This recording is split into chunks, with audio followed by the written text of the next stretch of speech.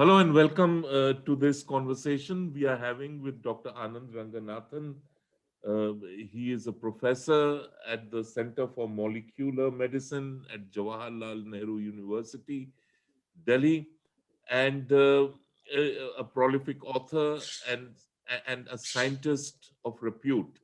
Uh, Dr. Ranganathan had joined us for a similar conversation at the Observer Research Foundation last year during the peak of the pandemic, or just as we were getting off the peak of the pandemic, to talk about mutations in the virus and the problems we are likely to run into.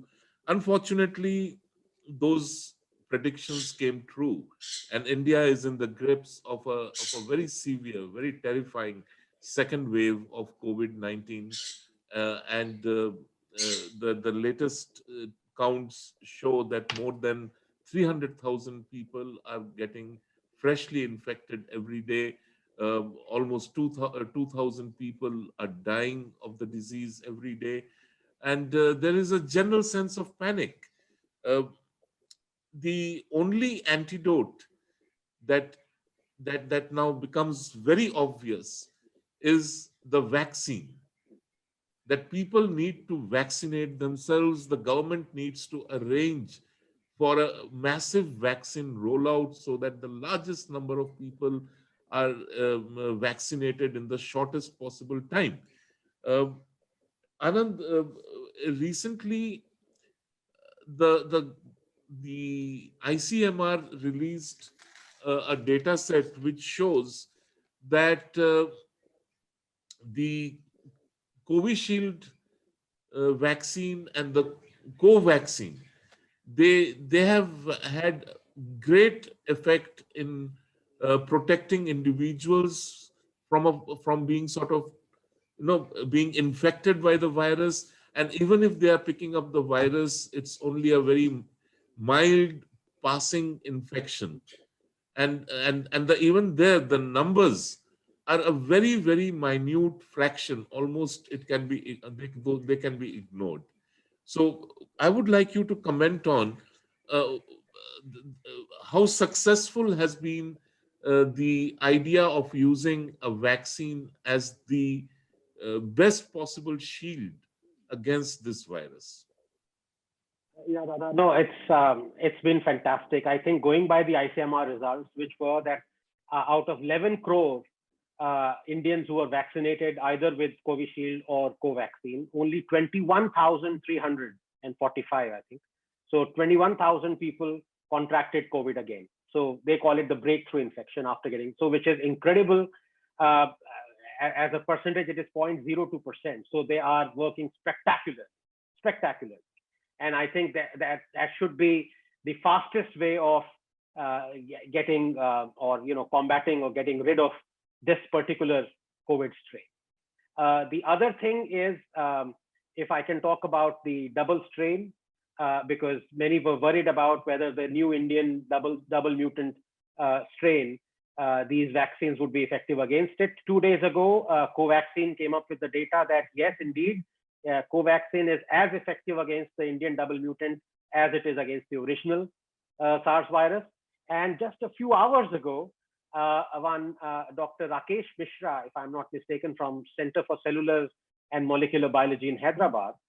So this is not even a non-peer-reviewed submission, leave alone a peered one, but I think he just tweeted his lab results that he's found that even Covishield is effective against the double mutant. Now, these are in vitro results. These are not in trial results, but they're very promising. What it shows is that when you infect or when you administer these vaccines to anyone, you take out the patient sera or the volunteer sera that has the antibodies against this virus. You introduce those antibodies to the double mutant, and you find out whether they're neutralizing or not. And in both cases, Covishield, very preliminary lab data, so it has to be published. And even the Covaxin one has to be published, but at least they have declared it publicly. Both of these vaccines are able to combat the double mutant, so that's very promising. Yeah, I mean, that is of course encouraging, but there is this also this fear that as the virus continues to mutate, will we then reach a situation where new vaccines will will be needed. New vaccine varieties will have to be brought in to deal with the virus. That is one part. The second part is that the current vaccine regime is a two-dose regime. So people take two doses and they are considered fully vaccinated. But would they then need a booster dose after a few months? Will the vaccination then be an annual affair like it is with the flu vaccine? Or, I mean, what kind of a scenario are we looking at? Yeah. So to tackle a part of your second question first, no doubt about it, Dada. I think we're looking at a regimen of at least a booster dose of either the same vaccine or a vaccine variant, if I can call it quote unquote a mutant vaccine, to combat a COVID mutant. There is no escape from it. Until we reach herd immunity, we have to keep doing that. As far as the first question was concerned, yes, indeed. In fact, it can be very tiring for these companies who are making the vaccines, because just when, for example, Covaxin tested and found out that their vaccine was effective against the double mutant, now comes the Bengal triple mutant. So now they have to test against the triple mutant, because the point is, if any of their vaccines is ineffective against these mutants, then it is useless inoculating millions, hundreds of millions of Indians. Then you might as well wait and make a vaccine that is effective against that mutant. Now that takes time. For example, it has taken a year to get to even these vaccines. And who knows, by the time you make a new vaccine against a new fast spreading mutant and you start administering it, a fourth mutant will come along. But the good news as far as the third mutant is concerned is that the mutation, people have found out that the antibodies that were made against the original spike protein are able to neutralize this mutant spike protein that has this third Bengal variant. So the chances are very high that Covaxin would be able to neutralize and act against this triple mutant as well. But this is a game that we have to keep on playing until we reach herd immunity. Yeah. Now, the ICMR data also shows that COVID has been more sorry, I'll just repeat the question. The ICMR data shows that Covaxin has been more effective than Covishield. I mean, even if it's just a very minor difference, but the suggestion is that Covaxin is more effective. Now, for instance, I have taken Covishield. Now, if I were to sort of want to further immunize myself or be more sure that I'm safe, could I then go in for a dose of Covaxin also? I mean, is that at all doable, advisable, or would that be considered madness?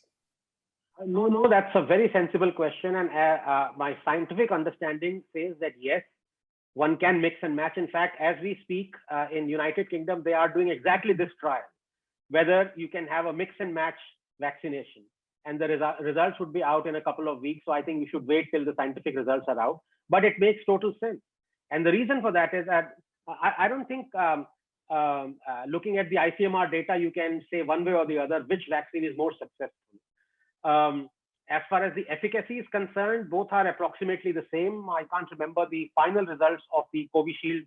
Was it 79% or 71% efficacy? No, there's a very fractional difference. There's a very fractional difference. Very fractional. And maybe if you were to beat about the bush, you could explain it with the scientific reasoning that while Covishield has only one part of the SARS virus, which is the bait for antibodies being made against it, Covaxin is the total whole inactivated virus. So it doesn't only have the spike protein, it has all the other rest of the virus as well. So the antibodies that you are making against this vaccine or this inactivated virus are against all the proteins. So it is going to give you, if I can use that word, a wholesome immunity against the virus.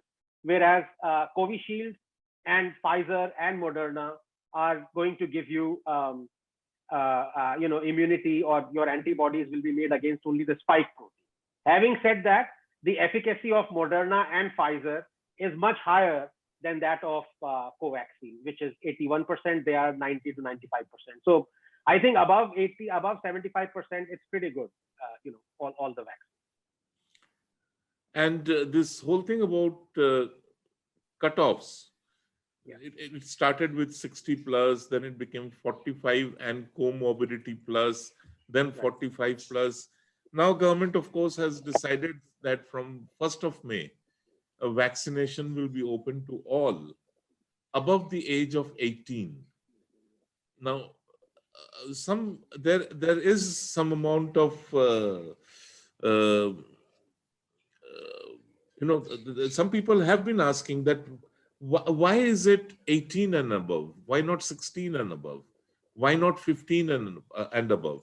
After all, US has decided 16 and above. So why are we cutting it off at 18? Right. I think one of the reasons for that is that the SII, which is the Serum Institute of India, is making the Oxford Zeneca vaccine, and their trials were conducted on 18 and over, volunteers over 18 and over. So India is, the results have not been published, but even in India, if I'm not mistaken, the volunteers, the ages are only 18 and over. In the case of, but I see no reason why you can lower the age. I mean, Israel has inoculated or administered people below 18. And in fact, that is one of the reasons that has allowed them to conduct the exams. Whereas in India, I don't think we can conduct the exams now. I mean, considering the second wave, of course, the 10th exams were cancelled, the 12th have been postponed, but I don't know, maybe indefinitely given the severity of the second wave. So, but the reason why they started administering according to the age was, I think, two. One is that, of course, the mortality rates in the elder population, in the older population, is much higher than in the younger population. So that is a fact of this virus. The second is, I don't think we had enough vaccine shots to begin with. So over 18 means 750 million odd Indians. I don't think we had those many shots to begin with. Our manufacturing capacity of combined Covishield and Covaxin is only 70 million. And we had a buffer stock of 100 million to begin with. So ideally, we should have started vaccinating everyone 18 and over, but we didn't have those things. Now we do, or hopefully, I hope we do. But in any case, our daily vaccination capacity is about 6 million. And right now, over the past week or so, we are reaching only 1.5 to 1.6 million, or sometimes it touches 2 million. The maximum we ever reached was 4.5 million. That was 3 weeks ago. So we are not even going up to maxing out our capacity, which is a kind of a blessing in disguise, because that bridge, that gap can be filled by the 18 and over, and plus it would go in eradicating the vaccine wastage, which varies from state to state from 3% to even 10%. So I think it's a very good idea that we should really go for it. So there is also this question that I have vaccinated myself. Now, the virus mutates, and we don't even know that the virus has mutated because it's not going to do so in public view. I mean, it just silently keeps on mutating. So what are the chances of my getting infected or reinfected by the new mutation, even after being vaccinated? Yeah. So if you were, let me put it this way, if you were infected with COVID and you came out of it, I would say that's the best immunity you have. So getting infected and recovering is the best vaccination possible. The other part is the question that you asked is what was primarily answered in the South African study, that they found that the Covishield is ineffective against the South African mutant. Now, if you were vaccinated with Covishield and the whole country was exposed to this mutant where your vaccine was ineffective again, then vaccine would be useless. You would contract that. There is higher chance of having a better immunity with Covaxin, especially because, principally because it is the whole virus. So whereas if you trigger your body to make antibodies against only the spike protein of the virus, and in Covaxin it makes antibodies against all the proteins of the virus, you have a better chance. So even if there is a mutation in the spike protein, and the other proteins are intact, your antibodies would recognize those intact proteins and destroy that virus. So But this is a very ongoing investigation. My hunch is that even after getting vaccinated, you really aren't that safe. You have to take precautions until herd immunity is reached. So you have to, if not maintain social distancing, at least wear masks. And just be careful, because any mutant may come along, and you would find that your antibodies are ineffective against it. So it's a touch and go thing, really.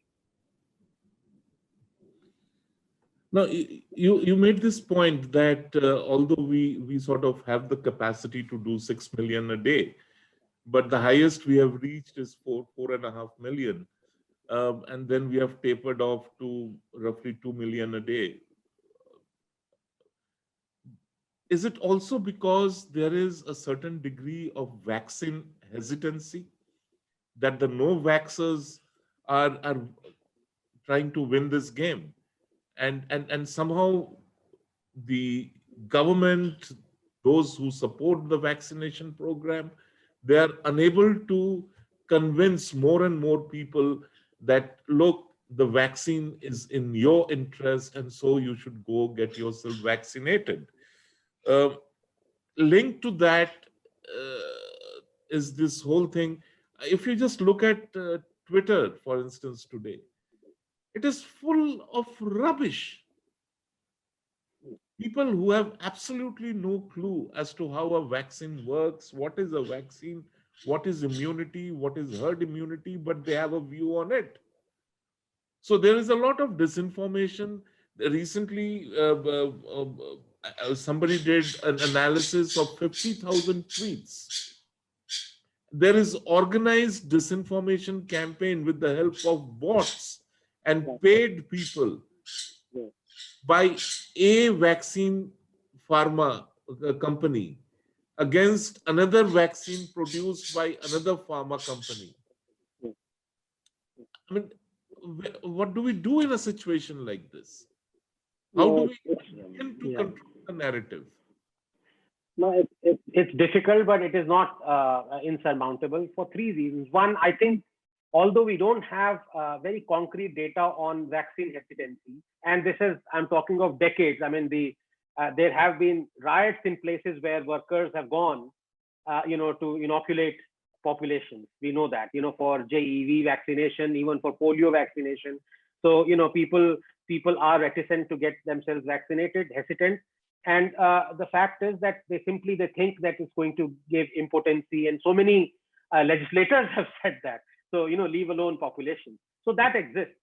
Number two reason could be that now in the middle of the second wave, it's very difficult for you to convince people to go to the hospital that are hotspots naturally of COVID to get themselves vaccinated. And number three is the lockdown. So we can see that once the lockdown in many states and districts have been imposed, the number of vaccinations have also gone down. In fact, I think on 3 days ago, India vaccination was only 0.7 million. So it's, when our capacity is 6 million, we're not even reaching 1 million.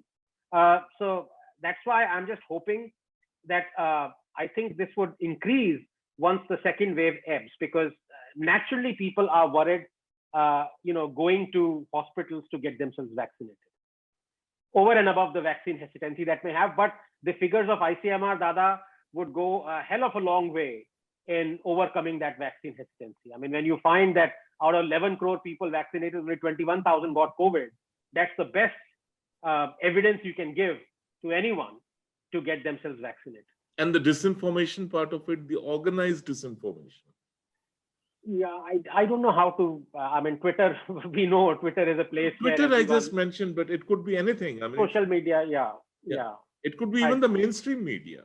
Yes. I mean, well, there are a lot of, fake news that comes around. If you remember when the vaccines were authorized, the one news that floated for a week was that don't consume alcohol for the next 40 days after getting vaccinated. So that actually promoted a lot of vaccine hesitancy. But there was fake news, because when I investigated that, that was in Russia with no evidence, and even Russians refuted that report. And B, limited trial studies have been conducted in Sweden, and they found that in moderation, alcohol actually increases the immunity rather than decreasing it. So, But that actually thwarted a lot of people, a lot of younger people, above 45, to go and get themselves vaccinated, even with comorbidity, because let's face it, I mean, we can, deride them, but alcohol is a drug. It is addictive. So you can't say that, oh, get yourself vaccinated, don't drink for the next 40 days. I mean, so these kinds of things float around, and the government did not refute that. Okay, it's always a Anand, waste.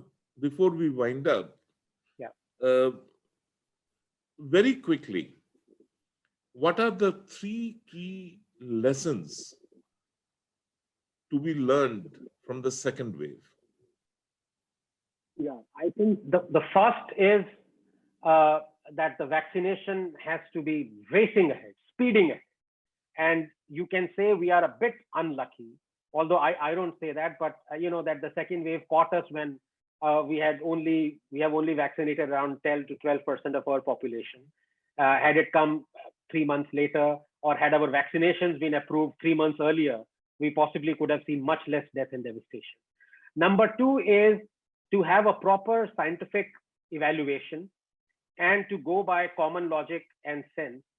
That if all the countries that have had the first wave had a severe second wave, there was no reason for us to say, or even believe, leave alone our ministers, our scientists, to say that there is not going to be a second wave. We have won over COVID. And I'll tell you the devastation that has caused this, because our daily output of medical oxygen data was 3,200 metric tons. And that was more than sufficient during the first wave. You see, all this oxygen scarcity, we never heard this during the first wave, did we? There was absolutely not. In fact, we had surplus. So, when you predict a second wave, you also predict what you would require until the peak of the wave. So right now, suddenly Indians, politicians and scientists who 1 week ago were not even discussing oxygen and keeping the level at 3,200 metric ton per day. Now they are saying that we require 7,000. But how have they reached this figure, 7,000? Why could it not be 10,000? Who knows when the peak is going to be? So I think that preparedness, that had to be there, much more forthright than it was. I think that is the biggest lesson. Thank you, Anand, for joining us for this very interesting conversation.